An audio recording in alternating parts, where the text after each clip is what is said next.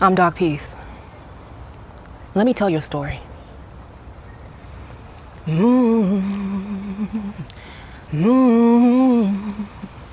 I'll be your friend.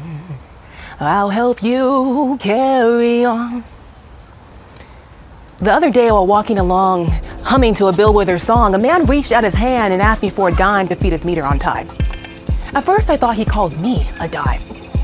For those of you who don't know, per the Urban Dictionary, a dime is a score of the most perfect girl on a beauty scale from 1 to 10, with 1 being the least pretty and a dime meaning a 10 indicating perfection in the eyes of men.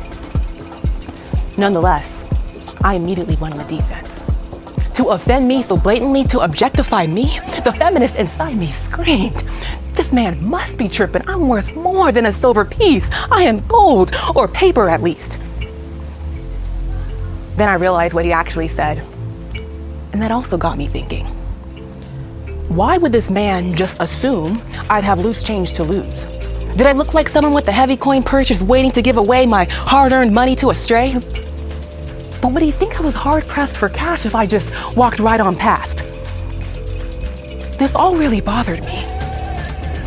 See, when someone's got you questioning your worth, that's a form of disrespect. I'm worth more than a dime. I am not worth less. I couldn't keep these thoughts to myself. So naturally, I jumped right on the hood of his car. I took a deep breath, looked him right in the face, eye to eye, took a deep breath, and I said, "Hey, stranger, look at me. Really see me. Don't try to contain me in your perspective. Use your narrow views to shape me, your past to break me down." See, you can't begin to relate to what I've been through. See, we each have a past. Our story different from the last, so don't approach me like you know me. With a closed mind, you can't see the inside. Wait until I speak, until I share a part of me before you dissect my intellect. Break down my virtue as if you know what it means to walk in my shoes. Listen with all your ears.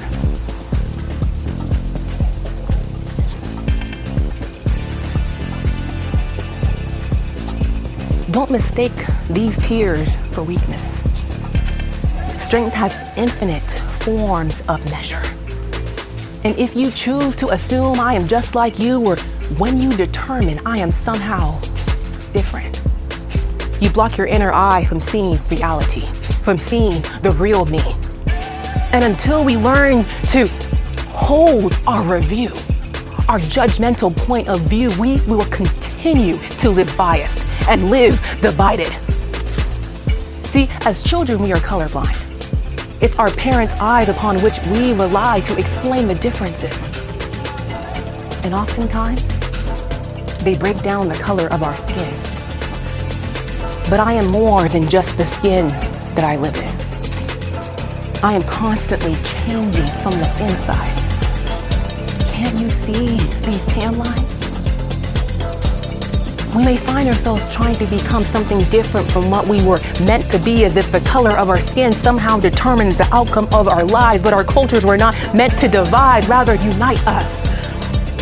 So break down our defenses and embrace our differences. Don't compare yourself to me. This is not a competition. It's the world we all live in, where there is no hierarchy of value. We are each unique, without rival. Love your neighbor. When I looked him in the eyes once more, I could see that my words had struck a chord. He looked back at me with his mouth agape. I mean, he didn't ask me for my whole life story. He just struck a nerve under the wound inflicted by assumptions we all fought to make. So I gracefully descended my peace platform, fed a quarter to his meter, and walked away, giving him at least 10 minutes to think on my 2-cent spiel for a dime worth appeal. For it won't be long until you're gonna need somebody to lean on me. Peace.